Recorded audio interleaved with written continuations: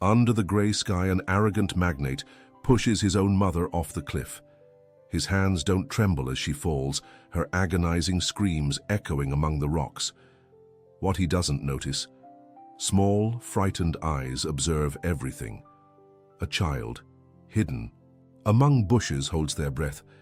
The secret that should have died with his mother now lives in the heart of an innocent child. Justice is about to arrive in an unexpected way. And if you haven't subscribed yet, do it now so you don't miss any of our stories that touch the soul and transform hearts. The Sterling mansion stood on the hilltop like a fortress of glass and steel, its panoramic windows reflecting the cloudy sky of that September afternoon. Outside, the impeccable gardens stretched to the edge of the cliff, where the deep valley created a dramatic view that impressed all visitors, except those who knew the dark secrets of that family. Daniel Sterling adjusted his Italian tie. In the office mirror, his calculating eyes assessing every detail of his appearance. At 52, he maintained the arrogant posture of someone who had built a financial empire by stepping on whoever was necessary. The wrinkles around his eyes were the only marks of time on his artificially tanned face. "Mr. Sterling," Clara, the housekeeper's hesitant voice, interrupted his thoughts. "Your mother is on the terrace. She insists on speaking with you about the documentation." The businessman closed his eyes for an instant, his jaw clenching in irritation. That stubborn old woman wouldn't give up. For months he had been trying to convince her to sign the papers that would transfer total control of the last family assets to his name. But Mrs. Eleanor resisted with a determination that infuriated him. On the terrace, Eleanor Sterling watched the horizon with her tired but still piercing eyes. At 82, she was a living relic of a time when the Sterling name represented integrity and tradition, values her son seemed determined to erase. Her hands, thin and fragile, clutched an old silver locket containing a faded photo of her husband, John, Daniel's late father. "What do you want, Mother?" Daniel's voice was sharp, devoid of affection. "We need to talk about these documents."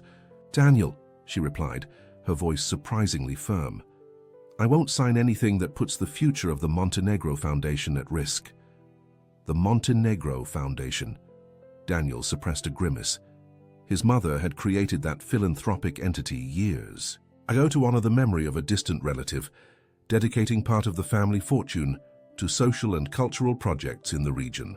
For Daniel, it was just a drain on resources, a sentimental waste. "The foundation is obsolete, Mother, a burden on the family's assets. With the current market, it's much more advantageous to liquidate everything and invest in something profitable." "Profitable for whom, Daniel? For you?" Eleanor's eyes, identical to her son's but filled with a wisdom he lacked, fixed on him. "Your father built this fortune with hard work and honesty. You're destroying everything he represented. Sentimentalism doesn't pay bills, Mother. Sign the papers. It will be easier for everyone." "It won't be easier, Daniel. It will be the end of everything we built, the end of Dad's legacy." Their argument was interrupted by a discreet knock on the terrace door. Rosa, the cook, appeared carrying a tray with tea and cookies. At 60, Rosa had served the Sterling family for over 30 years and had witnessed firsthand the transformation of young Daniel into the cold, calculating man he had become. She looked from mother to son, her face impassive, but her eyes held a deep sadness. "With your permission," she murmured, setting the tray on the table. As she served the tea, her hand brushed lightly against Mrs. Eleanor's, and in that subtle touch a silent message was exchanged, an old code of loyalty and conspiracy.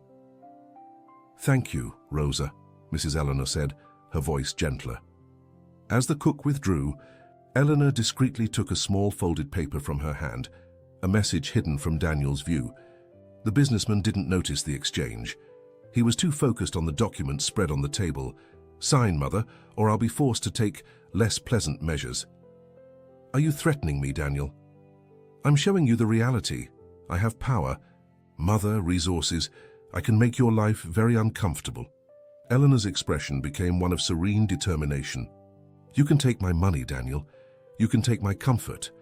But you'll never take my dignity or my determination to protect Dad's legacy. I won't sign."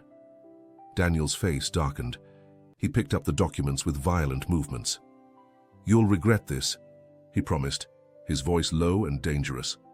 As he left, slamming the terrace door behind him, Eleanor unfolded the small paper. It was a note from Rosa. "Be careful. He's planning something. He contacted people, dangerous people. The Foundation's lawyer, Dr. Alencar, is also a target. He wants her out of the way." Dr. Marina Alencar. The name brought a spark of hope to Mrs. Eleanor's tired eyes. Marina was the Foundation's legal advisor, a brilliant lawyer who had dedicated her life to fighting for social justice. She was also Eleanor's goddaughter, a connection that went beyond professional.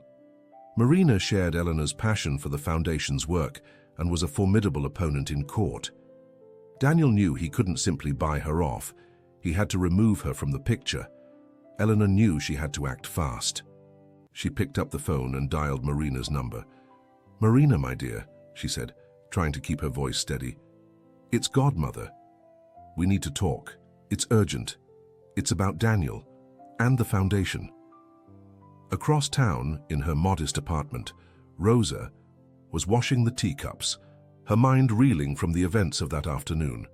She knew the risk she had taken by warning Mrs. Eleanor. Daniel was a dangerous man, capable of anything. But she couldn't stand idly by while he destroyed a lifetime's work and threatened Mrs. Eleanor's safety and Dr. Alencar's. She dried her hands and went to the small altar she kept in the kitchen, lit a candle for St. Jude, the patron saint of lost causes, and began to pray. "Protect them," she murmured. "Protect Mrs. Eleanor and Dr. Alencar. Don't let evil triumph." Meanwhile, in his luxurious office, Daniel Sterling made a phone call. "Ben, it's Daniel. I need you to take care of a problem. Her name is Dr. Marina Alencar. She's getting in my way. I want her out of the picture permanently." The conversation that followed was brief and chilling. Ben Carter, a man known for solving problems discreetly, listened to the instructions with his usual coldness. "Consider it done," he replied before hanging up. Eleanor finished her conversation with Marina, feeling a little more relieved. Her goddaughter would be careful. She would gather evidence. They would fight Daniel in court. But deep down, Eleanor knew it wouldn't be easy. Daniel played dirty, and he wouldn't stop until he got what he wanted. That night, while the city slept, two women, an elderly lady fighting for a legacy of good and a lawyer fighting for justice, prepared for a battle that could cost them everything. And somewhere in the shadows, a man with a murky past planned his next move, ready to use the darkness to silence the voices of truth and honor. The fate of the Montenegro Foundation, and perhaps much more, hung in the balance. But Eleanor Sterling, with her quiet determination, and Dr. Marina Alencar, with her sharp mind, were ready to fight. The battle had just begun. The first signs of the coming storm appeared subtly. A series of seemingly random occurrences began to disrupt Dr. Marina Alencar's meticulously organized routine. A flat tire on her way to a crucial hearing, a sudden power outage in her office while she was working on sensitive documents, a database error that deleted weeks of research. Separately, each incident could be attributed to chance. Together, they formed a disturbing pattern that Marina, with her sharp legal mind, quickly recognized. Someone was targeting her, and she had a strong suspicion of who it was. Her godmother, Mrs. Eleanor Sterling, had warned her. Daniel was planning something. And the note from Rosa, the cook, had been clear. Marina was a target. Marina increased her security measures, changed her daily routes, and installed surveillance. Cameras in her office and home. She knew Daniel Sterling wouldn't hesitate to use any means to achieve his goals. One afternoon, while reviewing old files at the Foundation's headquarters, a beautiful historic building in the city center, Marina found a hidden compartment behind a bookshelf. Inside, she discovered a box containing personal documents belonging to the original Mr. Montenegro, the founder of the Foundation. Among the old letters and photographs, Marina found a folded yellowed paper. It was a handwritten will, dated decades ago, with a clause that left a significant portion of the Montenegro family's personal fortune to the Foundation, specifically for the creation of a fund to support local artisans and cultural projects. This will was different from the one Daniel Sterling claimed was the official document, a later version that directed all assets to distant relatives, bypassing the Foundation entirely. Marina felt a shiver run down her spine. This was it. The real legacy Daniel was trying to erase. She immediately contacted Mrs. Eleanor. The old lady listened to the news with emotion. "I knew it," she whispered. "My father always believed in protecting the arts. This fund, it was his dream." But the relief of finding the true will was quickly overshadowed by the growing danger. Daniel's tactics were becoming bolder. He had already filed a lawsuit against the Foundation, challenging its legal existence based on technicalities.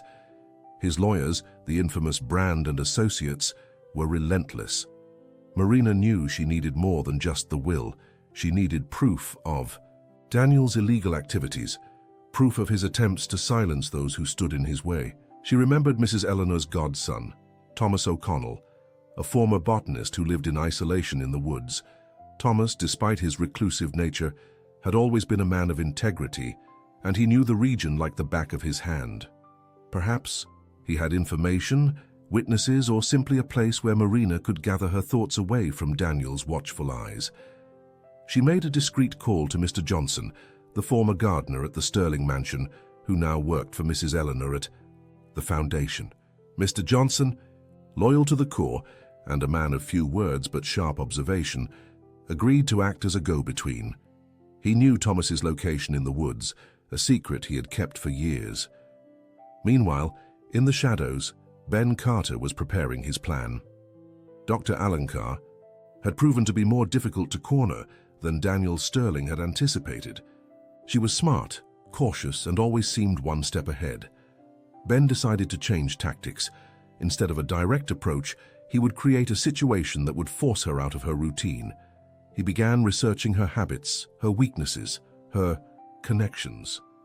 One name kept coming up: Thomas O'Connell. Ben discovered that Marina had a distant but significant connection to the reclusive botanist through Mrs. Eleanor. He also learned about Thomas's past tragedy, the disappearance of his daughter Emily years ago. Ben, cold as ice, saw an opportunity. Pain was a powerful weapon. Days turned into a week. Marina, feeling the pressure mounting, decided to seek refuge in the woods and talk to Thomas O'Connell. Mr. Johnson provided her with a detailed map and instructions on how to reach the cabin discreetly. "Thomas is a good man," the old gardener assured her. "But he doesn't like visitors. Tell him you're from Mrs. Eleanor. That should open the door." Marina drove into the woods, leaving behind the city's chaos and Daniel Sterling's watchful eyes. The tranquility of nature was a balm for her stressed mind. She found the cabin just as Mr. Johnson had described, rustic, hidden among the trees. Thomas O'Connell opened the door cautiously, his eyes accustomed to solitude, squinting in the light. "Mr. O'Connell," Marina began, "my name is Marina Alencar. I'm Eleanor Sterling's goddaughter." The name seemed to resonate with the old man. He studied her face for a long moment, as if looking for a sign. "Eleanor," he murmured. "Come in." Inside the cabin, while Thomas prepared tea, Marina explained the situation: Daniel's attempt to seize the Foundation's assets, the discovery of the real will, the threats against her, and her suspicion that Daniel was somehow connected to darker activities. Thomas listened in silence, his gaze fixed on the fire in the stove. The world Marina described, of greed, power, and betrayal, seemed a million miles away from his isolated existence. "Daniel Sterling," Thomas finally said. "I know the name, powerful family in town, but what does this have to do with me?" "I believe Daniel is involved in things, illegal things," Marina replied. "And I need to gather more evidence. I also need a safe place for a few days, somewhere Daniel won't think to look." Thomas looked at her, then at the empty chair by the fire. For 20 years, that chair had been a symbol of his solitude, a reminder of his loss. But now, facing this determined young woman fighting for something important, something stirred within him. Perhaps it was time to let the outside world in, if only for a little while. "You can stay," he said, his voice quiet but firm. "The woods are safe. And Daniel Sterling won't find you here." But as Marina breathed a sigh of relief somewhere in the city, Ben Carter smiled coldly. He had followed Marina's movements. He knew exactly where she was going. The woods. Thomas O'Connell's cabin. The stage was set. Ben's plan was not to directly attack Marina, but to use something precious to her to force her hand. And he had. Just discovered the perfect weapon. Thomas O'Connell's past. The unresolved mystery of his daughter Emily's disappearance. Ben knew that sometimes the oldest wounds were the ones that hurt the most, and he was about to reopen one that had festered for 20 years. The tranquility of the woods, Thomas's chosen sanctuary, was about to be shattered. And Marina, who had sought refuge there, was about to discover that the darkest secrets were not always hidden in the city's skyscrapers, but sometimes buried deep within the human heart. The days in Thomas O'Connell's cabin passed in a rhythm, dictated by nature. Marina, accustomed to the city's frantic pace, gradually adapted to the quiet of the woods. She spent her mornings working on the legal case, organizing the evidence from the flash drive, and preparing her arguments. In the afternoons, she would walk the trails, the sounds of the forest a soothing balm for her stressed mind. Thomas, in turn, seemed to emerge from his shell. He showed Marina the secrets of the woods, taught her to identify medicinal plants, and shared stories of his life before isolation. They were two souls wounded by life, finding in each other an unexpected connection. "Why did you choose to live like this?" Marina asked him one evening, sitting by the fire. Thomas looked at the flames dancing in the stove. After Emily disappeared, the world outside, it was too loud, too full of reminders. "Here I found a kind of peace. The trees don't judge, the wind doesn't ask questions. But don't you get lonely?" He smiled sadly. "Loneliness is a constant companion, Marina, but it's better than the emptiness that city life brought." Marina felt a pang in her chest. She understood that emptiness. The legal world, with all its complexities and injustices, often left her feeling hollow. But fighting for the foundation, for Mrs. Eleanor, for justice, that gave her purpose. One afternoon, while they were near the edge of the woods, Thomas suddenly stopped. His gaze was fixed on a point in the distance. "Someone's coming," he murmured, his voice tense. Marina immediately went on alert. Thomas had an uncanny ability to sense the subtle changes in the environment. They hid behind thick bushes, observing the dirt road that led to the cabin. A car approached slowly out of place in that remote area. It stopped some distance away and two men got out. One of them was unmistakable, Ben Carter. "He found me," Marina whispered. "But how?" Thomas didn't answer. His eyes were fixed on the second man, who remained near the car. There was something familiar about him, something that sent a cold shiver down Thomas's spine. The man turned, and Thomas felt his blood run cold. It was Detective Adams, the lead investigator in Emily's disappearance 20 years ago. They're working together, Thomas realized, his voice barely audible. Ben Carter and Detective Adams. But why? Ben. And Adams began walking towards the cabin. Marina knew she had to act. "Mr. O'Connell, you need to hide. They're after me, but they might try to use you." "No," Thomas replied firmly. "They're after both of us now." "Adams. Why is he here?" As the two men approached, Thomas's mind raced. Detective Adams had been relentless in his investigation, but eventually the case went cold. He had seemed genuinely invested in finding Emily. Or had he? A disturbing possibility began to form in Thomas's mind. Ben and Adams reached the clearing. "Dr. Alencar," Ben said, a cruel smile on his face. "We know you're here, we just want to talk." Marina stepped out from behind the bushes, her posture defensive. "Mr. Carter, Detective Adams, what brings you to my godmother's godson's cabin?" Adams stepped forward, his face impassive. "Mr. O'Connell, we need to reopen Emily's case. New evidence has come to light." Thomas emerged from hiding, his gaze fixed on the detective. "New evidence? After 20 years?" "Yes," Adams replied. "And we believe Dr. Alencar might have information related to it. Perhaps Mr. Sterling mentioned something." Marina immediately understood the game. They were trying to link her to Emily's disappearance to discredit her and the evidence against Daniel. It was a twisted, cruel tactic. "Mr. Sterling has nothing to do with this," Marina stated firmly. "He's the one we're investigating." Ben laughed. "Investigating, Dr. Alencar? You're the one who's about to be investigated.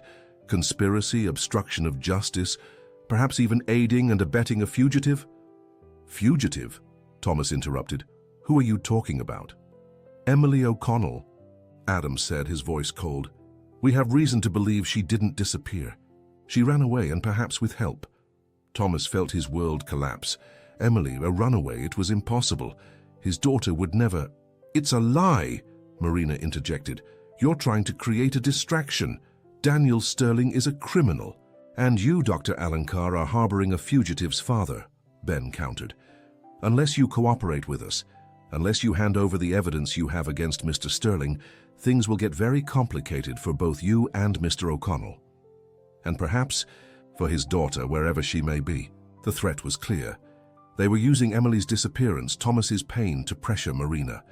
For a moment, Marina hesitated. The evidence against Daniel was crucial, but could she put Thomas at risk? Could she risk harming Emily, wherever she was? Thomas, however, made his decision. He had lived with the pain of uncertainty for 20 years.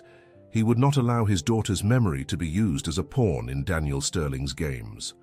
"I don't know what you're talking about," Thomas said, his voice trembling but firm. "Emily disappeared. The police investigated. The case is closed." "It's not closed until we say it is," Adams replied, taking a step forward. It was then that the unexpected happened. A figure emerged from the woods, silent as a shadow. The figure moved with an unusual gait, assisted by a cane. As the figure came closer, Thomas's eyes widened in disbelief. "Emily?" The voice was weak, hesitant. The figure was a woman in her late 30s, with a face marked by time and perhaps by suffering. Her hair, once golden like her father's, was now streaked with grey. She walked with difficulty, but her eyes were unmistakable. They were Emily's eyes. "Dad," the woman whispered, her voice hoarse, unused. Thomas ran to her, his aged body propelled by a force he hadn't felt in 20 years. Father and daughter embraced in the middle of the clearing, tears of joy and pain mixing freely. Marina watched, deeply moved. Ben and Adams, stunned, exchanged confused glances. How is this possible?" Adams stammered. Emily looked at him, and a flicker of recognition crossed her face. "Detective Adams," she said, her voice gaining strength. "You were the one who told my father I had run away." "But the evidence," Emily repeated, a sad smile on her lips, "was fabricated, just like my death was announced to the world." A new layer of mystery was added to the already complex plot. Who had fabricated the evidence? Why had Emily's death been faked? And what role did Daniel Sterling and Ben Carter play in all of this? The sun was setting, casting long shadows in the clearing. The tranquility of the woods had been irrevocably broken. But in the midst of the chaos, a father had found his lost daughter. And that was a miracle in itself. The full truth, however, was still hidden, waiting to be revealed. And somehow Marina felt all the threads led back to Daniel Sterling and his insatiable greed. The game had just gotten a lot more dangerous. Emily's story was revealed in fragments, pieces of a painful puzzle slowly pieced together in the rustic cabin. She spoke with difficulty, her vocal cords damaged by years of disuse, but her eyes and gestures conveyed a narrative that chilled Marina to the bone. 20 years ago, at 17, Emily had discovered something terrible. A secret connection between her father's business partner, a ruthless man named Mr. Sterling, and illegal activities involving environmental crimes and money laundering. She had found documents, recordings, concrete proof that could send Sterling to prison for life. Naive but determined, Emily had tried to confront Sterling. He, in turn, had not hesitated. He hired Ben Carter to take care of the problem, but Ben, for some reason, had not killed her. Instead, he faked her death, orchestrated an accident. That left no trace, spread rumors that she had run away and hid her in a remote cabin in the mountains, under the watchful eye of Detective Adams, who was on Sterling's payroll. Adams' role was to ensure she remained isolated. that no one found her, and to feed false information to the authorities if anyone questioned the runaway theory. "They kept me sedated at first," Emily recounted, her voice hoarse. "Then they just left me there, with enough food to survive but no way to communicate.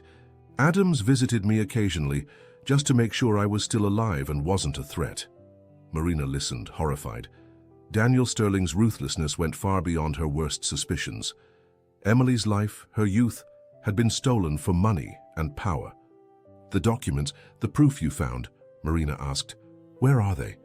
"He took everything," Emily replied, her gaze distant. "Sterling took all the documents. He knew they could implicate him." Ben Carter and Detective Adams had been arrested by local police shortly after Emily's reappearance. Faced with undeniable evidence and Emily's testimony, Adams quickly confessed his involvement, revealing the extent of Sterling's network of corruption. Ben Carter surprisingly also cooperated, but his reasons remained unclear. He only stated that he owed someone a favor. The news of Emily O'Connell's reappearance and the charges against Daniel Sterling exploded in the media. The man who had been a respected businessman was now exposed as a criminal, a monster capable of destroying lives to protect his secrets. Mrs. Eleanor Sterling, despite her age and delicate health, faced the situation with surprising strength. She publicly disavowed her son, expressed her deep regret for the harm caused, and pledged to use the Montenegro Foundation's resources to support Emily and other victims of Daniel's schemes. "My son chose darkness," she stated in a press conference. "But the Sterling name will not be associated with evil. We will fight for justice." The investigation expanded, revealing a vast network of corruption and environmental crimes. Daniel Sterling's empire began to crumble. Lawyers, politicians, accomplices, all involved in his dirty deals were exposed. Emily's recovery was slow, but steady. With Thomas's tireless care and the support of specialists arranged by Marina and the Foundation, she began to regain her strength and, gradually, her voice. Equine therapy, surprisingly, proved beneficial. Emily developed a special bond with the horses, finding in them a sense of freedom and connection that had been denied her for so long. One afternoon, sitting by the cabin fire, Emily handed Thomas a small worn leather-bound book. "I kept this," she whispered, her voice still weak. "It was a gift from Mom. I drew in it." It was Emily's diary from 20 years ago. Her drawings, innocent at first, became more complex, documenting her discoveries about Sterling's activities. There were sketches of faces, symbols, dates, and names, a hidden code that only Emily could decipher. Marina, examining the diary, realized its importance. It was another piece of evidence, a first-hand account of the events that led to Emily's disappearance. "This is invaluable," Marina said. "It confirms everything." Daniel Sterling's trial was heavily publicized. Marina, acting as the O'Connell family's lawyer, presented a compelling case.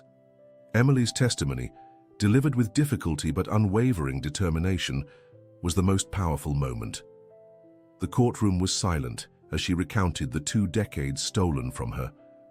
Daniel Sterling, stripped of his power and arrogance, could only watch as the truth he had tried to bury for so long was finally brought to light. The verdict was unanimous, guilty on all counts. Daniel Sterling was sentenced to life in prison. Ben Carter, in exchange for his full cooperation, received a reduced sentence. Detective Adams, facing multiple charges of corruption and obstruction of justice, also received a lengthy prison term. Justice had been served, but the scars remained. Emily would never fully recover the years stolen from her. Thomas would always carry the pain of the lost time. But there was also hope. Emily was alive, she was safe, and she was surrounded by love. After the trial, Emily and Thomas returned to the cabin in the woods. It was no longer a place of isolation and pain, but a sanctuary of healing and reconstruction. The Montenegro Foundation, under Mrs. Eleanor's guidance and Marina's management, established a support program for victims of similar crimes, using Emily's story as a symbol of resilience and hope. Emily, with her renewed